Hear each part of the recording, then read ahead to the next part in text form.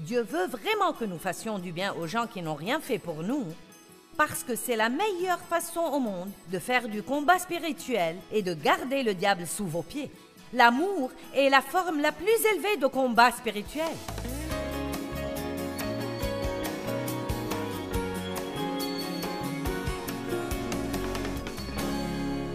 De Timothée,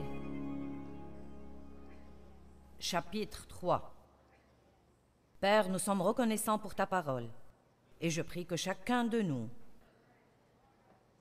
s'en approche ce soir avec humilité, sachant que nous en avons besoin entièrement, qu'elle est juste pour nous. Et je prie que ta parole renouvelle nos pensées et change nos vies, au nom de Jésus. Amen. Verset 1. Sache que, dans les derniers jours, surgiront et s'installeront des temps difficiles de grands troubles, difficiles à gérer et à supporter, car les hommes seront égoïstes et complètement centrés sur eux-mêmes. Maintenant, j'aimerais dire que nous ne parlons que du monde à l'extérieur, que nous ne parlons pas du tout de l'Église ou des chrétiens, mais je pense que nous savons qu'il y a quand même autour de nous quelques chrétiens égoïstes et centrés sur eux-mêmes. Amen. Ce n'est pas vous. Je suis bien consciente que ce n'est pas vous, mais nous voulons prier pour ces chrétiens égoïstes et centrés sur eux-mêmes qui ont encore besoin d'une révélation sur le fait de mourir à soi-même et vivre pour Dieu. Ils sont amis de l'argent, motivés par un désir irrépressible de richesse. Fanfarons, orgueilleux, sacrilèges, dédaigneux, injurieux, blasphémateurs, rebelles à leurs parents, ingrats, sacrilèges. Ils n'auront pas d'affection naturelle. Ils seront insensibles et implacables. Que veut dire cela? Quand les gens sont insensibles, ils peuvent regarder les besoins et ne pas sentir du tout qu'ils devraient être ceux qui essayent d'y remédier. Quelqu'un d'autre devrait faire quelque chose, mais d'une manière ou d'une autre, ce n'est jamais eux. Ils n'admettront aucune trêve ou apaisement. Ils sont calomniateurs, ils accusent faussement, fauteurs de troubles, immoraux, sans frein, cruels, ennemis du bien. Heureusement, ça va s'arrêter dans 2 versets. Parce que ce n'est pas une manière très heureuse de commencer une conférence. Ils sont traîtres, déloyaux, impulsifs, enflés d'orgueil. Ils aimeront leur plaisir sensuel et aimeront leur vain amusement plus que Dieu. Car bien qu'ils gardent la forme extérieure de la piété, ils en renieront et rejetteront la puissance et lui seront étrangers. Arrêtons-nous ici. Car bien qu'ils gardent la forme extérieure de la piété, ils renieront la puissance de cette piété. Bien, quelle est la vraie puissance du message de l'Évangile? C'est le message de l'amour. C'est la chose que Jésus a dite, « Je vous donne un nouveau commandement, un nouveau commandement. Aimez-vous les uns les autres comme je vous ai aimés.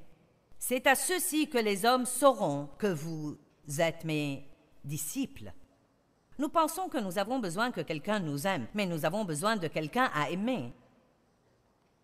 Et ça, tout le monde peut le trouver. Il n'y a personne dans le monde qui ne puisse trouver quelqu'un à aimer parce que le monde entier désespère d'être aimé. Bon, vous me regardez avec l'air de dire « je me demande où elle veut en venir. » Donc écoutez, j'ai écrit un livre il y a 2 ans intitulé « La révolution de l'amour ». Et c'était la plus mauvaise vente de livres. Non, mais les ventes étaient mauvaises.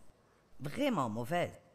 Et le plus que nous n'ayons jamais vendu à une conférence était 112, on me l'a dit.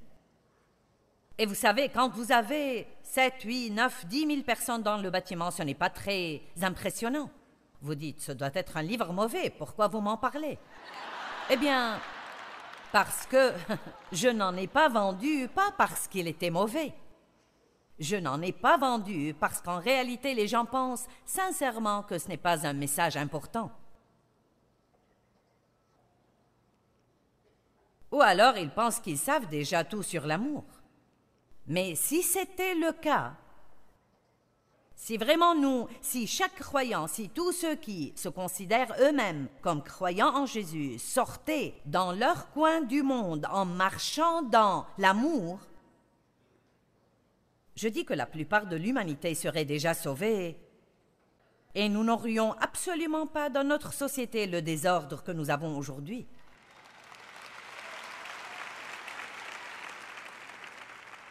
Et beaucoup de gens sont intéressés d'avoir une réponse à notre dilemme dans le monde. D'un point de vue spirituel, je crois que la réponse à ce dilemme est vraiment de sortir de notre société et de représenter le Christ, pas juste d'avoir un tas de religions mortes et sèches, mais vraiment d'avoir le caractère de Dieu, développé dans notre vie, marchant avec les fruits de l'esprit, dont la Bible dit qu'aucune loi n'est contre les fruits de l'esprit. Quand nous marchons dans l'amour, il est vraiment impossible pour les gens de trouver quelque chose de mal chez vous. Peut-être ils essayent pendant un temps, mais l'amour fait fondre le cœur le plus dur et le plus froid. Mais ça doit être l'amour véritable. Donc j'appelle la conférence de ce soir. Qu'est-ce que l'amour véritable? Vous savez, il y a des magazines « Amour véritable »,« Vraie histoire d'amour ». Donc, je déduis que s'il y a l'amour véritable, il y a un amour qui n'est pas vrai. S'il y a une vraie histoire d'amour, il y en a une fausse. Donc, la sorte d'amour qui n'est pas bonne est celle dont nous parlons, qui n'a pas d'effet du tout. C'est juste une conversation, c'est juste un sermon. Mais quand il est question de le mettre en œuvre dans nos vies quotidiennes, alors nous déchantons. Donc, vous savez quoi, je suis furieuse contre le diable. Et je vais prêcher sur l'amour ce soir, jusqu'à ce que les gens se lassent de m'entendre prêcher ou bien vont le mettre en pratique.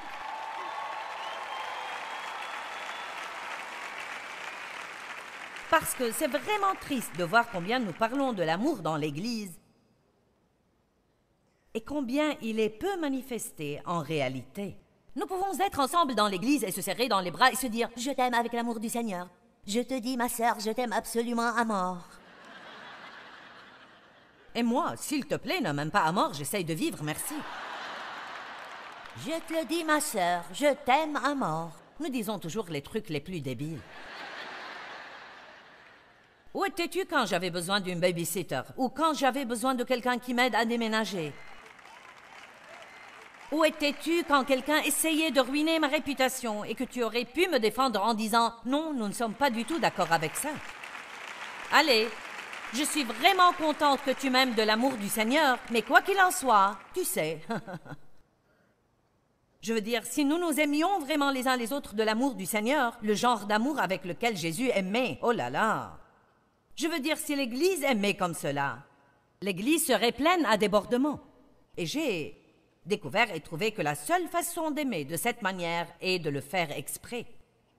Je ne peux pas attendre de le ressentir et de le vouloir. Je ne peux pas attendre de trouver ça juste et je dois l'étudier, le garder devant moi tout le temps, car notre chair est égocentrique et vraiment égoïste de nature.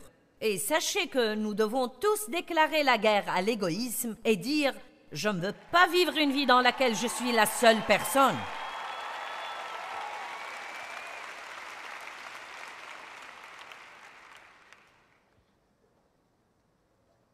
La Bible dit que l'amour est la chose la plus excellente.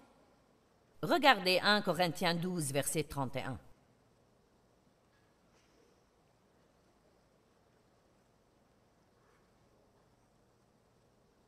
Vous voyez, beaucoup d'entre vous sont venus ici en pensant que je vais résoudre leurs problèmes. C'est le cas. C'est la réponse à tous vos différents problèmes, car voici ce qui arrive. Laissez-moi vous donner la formule de Dieu pour résoudre les problèmes. Vous avez un problème et vous ne pouvez rien faire. Cependant, alors que vous ne pouvez rien faire, Dieu va vous permettre de sortir et d'aider quelqu'un d'autre. En fait, quand vous sortez et aidez quelqu'un d'autre, vous semez une graine et Dieu peut apporter une moisson dans votre vie. J'étais agacée de ne pas pouvoir m'aider moi-même, mais de pouvoir aider quelqu'un d'autre. Et puis finalement, j'ai compris. C'est ce que Dieu veut que nous fassions. Nous ne sommes pas appelés à rester seuls, mais à atteindre d'autres. Nous ne sommes pas supposés aller vers nous-mêmes et nous aider ou rentrer et nous bénir nous-mêmes. Nous sommes supposés faire quoi? Nous oublier nous-mêmes, nous perdre de vue, sortir de nos pensées et vivre chaque jour de notre vie pour rendre quelqu'un d'autre heureux en commençant par la maison. En commençant par la maison. Alléluia!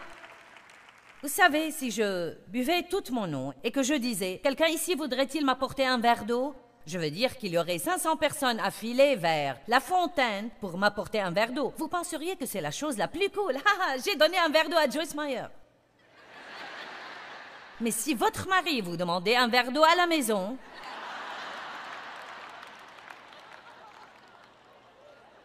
qui crois-tu que je suis, ton esclave? Sers-toi toi-même.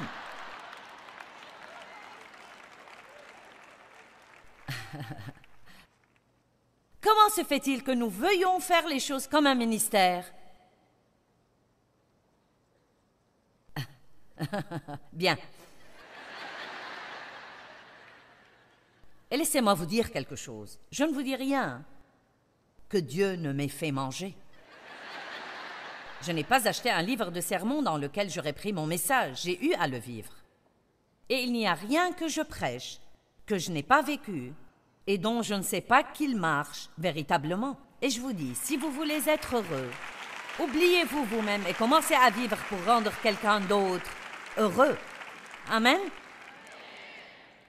1 Corinthiens 12, 31. Aspirez de tout votre cœur aux dons et aux grâces les meilleures, les plus hauts dons et les grâces de choix, et cultivez-les avec zèle. Et je vais encore vous montrer une voie par excellence, une qui est de loin la meilleure et la plus élevée de toutes, et c'est l'amour. Nous pouvons le trouver en Matthieu 5, 44. Allons-y.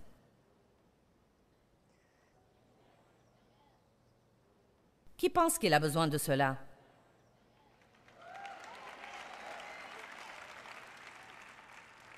Vous pensez déjà à tous les absents que vous voudriez qu'ils soient là. Je regrette que mon mari ne soit pas là ce soir. Il a besoin de ce message. Qui a déjà pensé à quelqu'un que vous voudriez qu'il soit là ce soir? J'aurais aussi aimé qu'il soit ici, mais le fait est que vous êtes ici, et je suis ici, donc nous devons en avoir besoin. Matthieu 5, 44 à 47.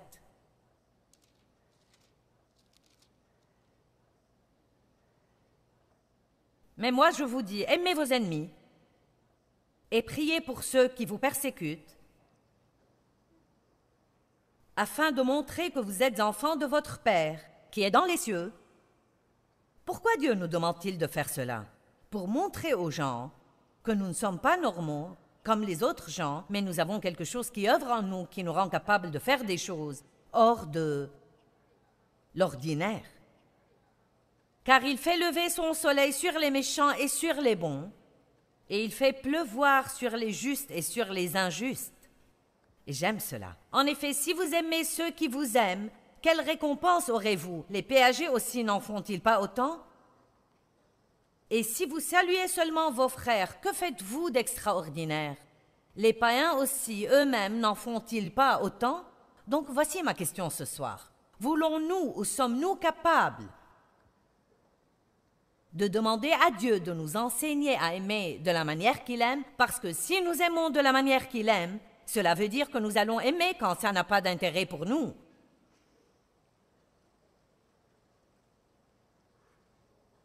Bonjour à vous tous.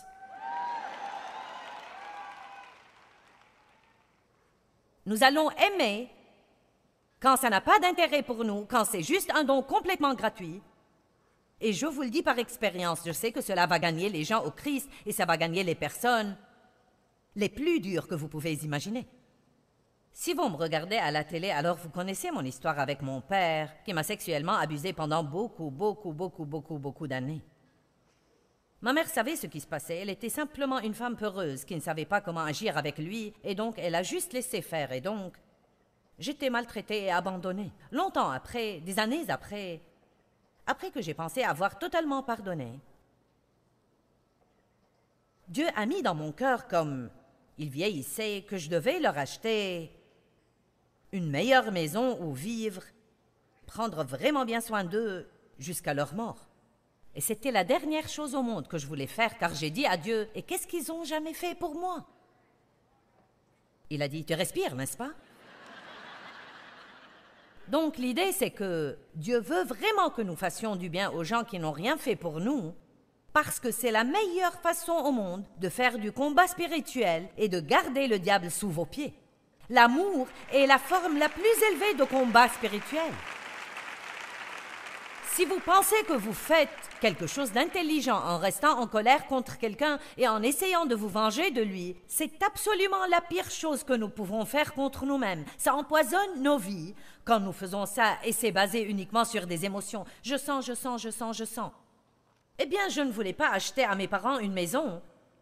J'ai essayé d'acheter une maison bon marché et Dieu a dit, achète-leur une belle maison. Et ce n'était pas comme si nous étions très riches pour qu'on achète des maisons aux gens. Ça allait coûter en fait tout ce qu'on avait. Et j'ai pensé, bon, sûrement Dave va me dire non. Comme ça, je m'échapperai. Et il m'a dit, si tu penses que c'est Dieu, tu ferais mieux d'obéir. Et je me disais, je ne veux pas obéir. Pour finir l'histoire rapidement, ça a pris 3 ans. Les emmener chez les docteurs. Vérifier que les factures allaient être payées, que le gazon était tondu, qu'on leur livre leurs courses, les conduire chez le docteur, et ainsi de suite. Et finalement, un matin, ma mère a dit « Ton père a beaucoup pleuré toute la semaine. Il veut que tu viennes, il veut te dire quelque chose. » Toutes ces années, mon père ne s'était jamais excusé auprès de moi. Il n'avait pas admis ce qu'il avait fait. Et ce jour-là, avec des larmes, il a dit « Pardon pour ce que je t'ai fait quand tu étais petite. » Il a demandé que l'on prie avec lui. Il a reçu Christ. Nous l'avons baptisé 10 jours plus tard. Et j'ai toujours dit « Je croyais que j'achetais une maison, mais en fait, j'achetais une âme. » Et je ne dis pas cela dans un mauvais sens. Nous savons que Christ a payé pour notre salut. Mais vous savez, parfois, disons-le ainsi, une des raisons pour laquelle les gens ne marchent pas dans l'amour, c'est parce que l'amour coûte un effort. Et ça va toujours, comprenez bien, ça va toujours vous coûter quelque chose. Si c'est l'amour véritable, ça vous coûtera toujours quelque chose. Ça va vous coûter du temps, des efforts, même de ne pas commencer une bagarre dans votre maison. Ça va vous coûter votre fierté. Vous allez devoir accepter de ravaler votre fierté et de laisser quelqu'un penser qu'il a raison quand vous avez raison. Mais vous savez que ce n'est pas la peine de commencer à se disputer parce que Dieu a dit de rester en paix. Allez maintenant. Ça va s'améliorer au fur et à mesure de la session. Et il ne s'agit pas de devenir un paillasson. L'amour ne signifie pas que vous laissiez tout le monde vous marcher dessus. Voici ce que ça signifie. Vous confrontez quand Dieu vous dit de confronter et vous l'attendez quand il vous dit de l'attendre. Et j'ai trouvé que quand j'agis ainsi, la plupart du temps, quand Dieu me dit de faire face, je n'aurai rien dit. Et la plupart du temps, quand je veux faire face, il me dit de ne rien dire. Quand quelqu'un nous a blessés, la chose la plus difficile est de laisser tomber et laisser Dieu défendre lui-même notre cause. Nous voulons prendre position pour nous-mêmes, n'est-ce pas? Quelqu'un reçoit-il déjà quelque chose de cet enseignement? Maintenant, écoutez, si vous attendez que l'autre fasse ce qui est juste, j'ai une annonce à faire ce soir. Vous êtes celui qui entend ce message, alors soyez celui qui commence le premier. Et pas seulement ça, si c'est vous le chrétien dans votre maison, alors c'est à vous de commencer en premier. N'attendez pas que les gens qui ne connaissent pas la parole fassent ce qui est juste. Ils ne savent même pas ce qui est juste. Donc nous devons le faire pour l'exemple. Mon mari a été un merveilleux exemple pour moi dans les premières années de notre mariage. Et vous m'entendez raconter ces histoires amusantes concernant Dave, et j'en ai encore d'autres. Dave a fait des trucs nouveaux que vous ne croirez pas. Je veux dire tout neuf. Nous avons une nouvelle histoire de Dave. Amen. Mais vous voyez, le fait est que quand Dave et moi, Nous sommes mariés. Il était un chrétien fort. Bon, je croyais en Dieu et j'étais née de nouveau quand j'étais enfant, mais je ne savais rien. Et vous savez, peu importe à quel point vous êtes né de nouveau, si vous ne savez rien, vous n'allez pas vous comporter comme il faut. C'est pourquoi il faut étudier la parole. Dave, lui, était un homme de Dieu, fort et très mature, et il était l'homme parfait pour moi car j'avais vraiment besoin de quelqu'un. Non qu'il me parle de Christ, non pas qu'il me dise « Oui, j'aime ces mots, je t'aime beaucoup », mais je ne savais même pas ce que c'était. J'avais besoin que quelqu'un me montre ce que c'était. Et il était le même, quelle que soit la manière dont j'agissais. Je veux que vous compreniez ceci. Peu importe comment j'agissais, il restait le même.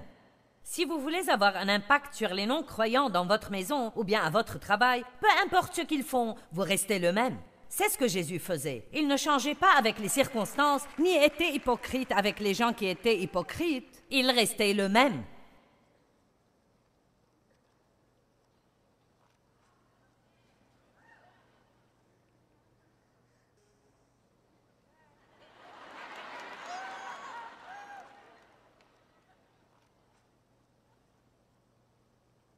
Oh Jésus, je veux juste être comme toi. Je te soumets tout. Vous voyez, c'est ce que j'appelle une religion hypocrite. Et ne vous méprenez pas, j'y ai participé pleinement aussi. C'est juste que nous apprenons ces comportements artificiels et ces petites paroles chrétiennes. Je t'aime de l'amour du Seigneur. Mais dites-moi, qu'est-ce que c'est que ça? Et où es-tu quand j'ai besoin de toi? Où es-tu quand il faut que quelqu'un défende ma réputation? Où es-tu quand j'ai besoin que quelqu'un reste simplement avec moi 1 heure parce que j'ai l'impression que j'agonise? Et je préférerais que tu ne me prêches pas, mais que tu sois là avec moi.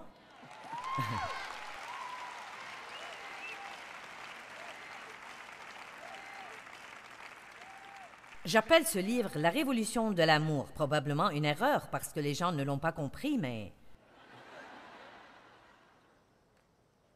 J'ai utilisé le mot « révolution » parce que c'est un changement soudain dans la façon dont les choses sont habituellement faites. Et si nous n'avons pas besoin d'un changement soudain et radical dans le monde aujourd'hui, je ne sais pas qui en a besoin. Et la seule chose qui, à mon avis, va vraiment changer toute la haine, l'amertume, le ressentiment, la méchanceté, le péché, la misère, l'égoïsme et l'égocentrisme, c'est l'amour complet. Et il va falloir que beaucoup de chrétiens veuillent allumer leur lampe, sortir dans le monde et agir comme Jésus. Ça ne viendra pas en prêchant aux gens tout en ne faisant rien.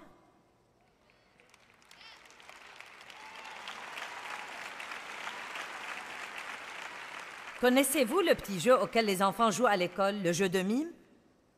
Vous savez, ils prennent une idée et ils la miment, et ensuite ils disent ce que c'est.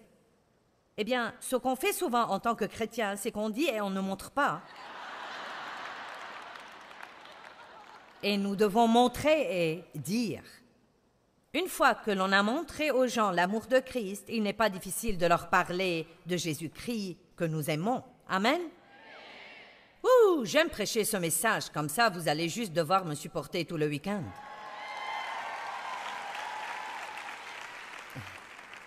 En Matthieu 22, 36, on demande à Jésus, « Quel est le commandement le plus important, le plus grand?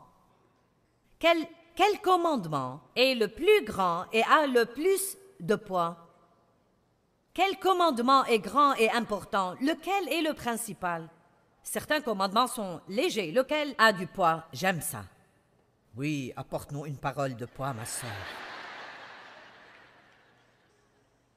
Il lui répondit, « Tu aimeras le Seigneur ton Dieu de tout ton cœur, de toute ton âme et de toute ton intelligence et tes pensées. » Un autre verset dit, « De toute ta force. » C'est là le grand commandement le plus important, le premier. Un second, cependant, lui est semblable. « Tu aimeras ton prochain comme tu t'aimes toi-même. » Si vous avez une guerre en vous, vous vivez sous la condamnation tout le temps, vous avez honte de qui vous êtes, et vous ne vous aimez absolument pas, alors vous avez besoin de mettre ce message sur l'amour de côté. Ne le jetez pas. Mettez-le juste de côté et mettez la main sur un bon enseignement. J'en ai quelques-uns, d'autres personnes en ont. Concernant le fait de vous accepter vous-même du fait de ce que Christ a fait pour vous, en apprenant qui vous êtes en Christ, ayez une bonne relation avec vous-même, une bonne relation avec Dieu, et ensuite vous êtes capable de sortir et d'attaquer le monde avec l'amour de Dieu.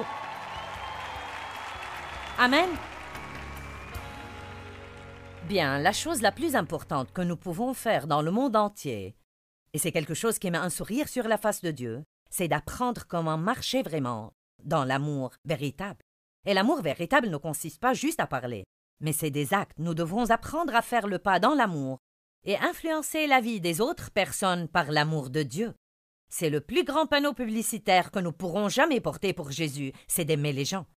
La Bible dit au psaume 37,4 que même quand vous êtes dans des temps d'épreuve vous-même, vous devez faire confiance à Dieu et bien agir. Faites confiance à Dieu et mettez un sourire sur le visage de quelqu'un d'autre et votre délivrance va venir.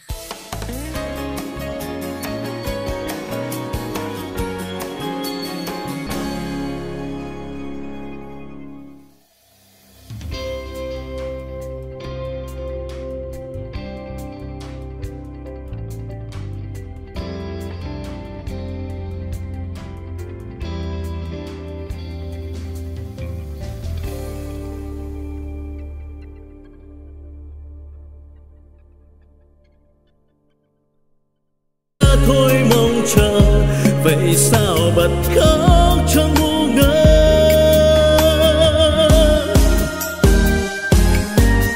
Vẫn thế đây bao lâu nay em không hay, chỉ một mình anh ngồi khóc. Nước mắt đây riêng nơi đây em không hay, sự thật là anh nhớ em.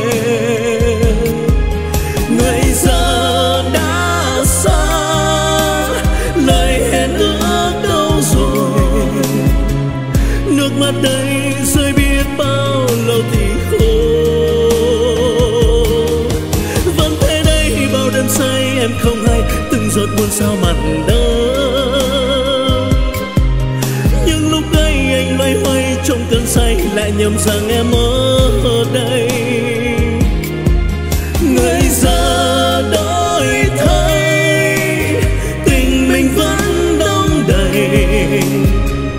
Thế mới biết anh vẫn yêu em, thì sao tìm quên chốn xưa ngày ta quen.